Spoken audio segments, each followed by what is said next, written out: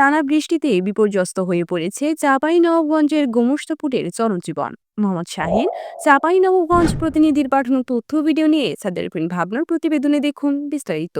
টানা বৃষ্টিতে বিপর্যস্ত হয়ে পড়েছে চাঁপাইনবাবগঞ্জের গোমস্তাপুরের জনজীবন। সকাল থেকে টানা বৃষ্টিপাত হচ্ছে, কখনো হালকা কখনো মাঝারি বা ভারী বৃষ্টিপাত হচ্ছে। কোথাও কোথাও ভারী বৃষ্টিপাতে ব্যাপক জনদুর্ভোগ তৈরি হয়েছে।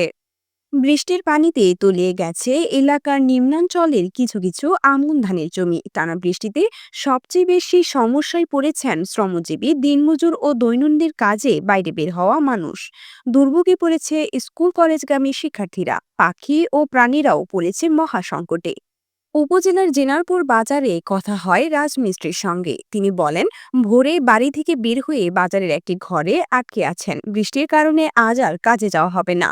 দিন হাজিরা হিসেবে তারা 500 টাকা করে আয় করেন। এভাবে বসে থাকা মানেই ক্ষতি।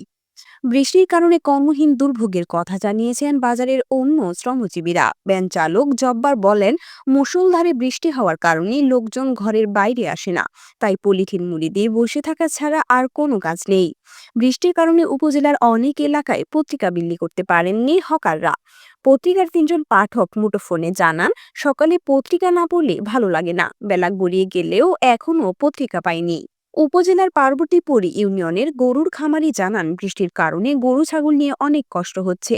অপরদিকে উপজেলার আড্ডা সারাইগাছি রোড দিঘা নামক স্থানে কালঘাট নির্মাণাধীন স্থানে টানা বৃষ্টির কারণে পাশ দিয়ে বিকল্প রাস্তাটি বৃষ্টির কারণে ধসে গেছে এবং একটি ট্রাক উল্টে গেছে। এতে যান চলাচল ব্যাহত হচ্ছে।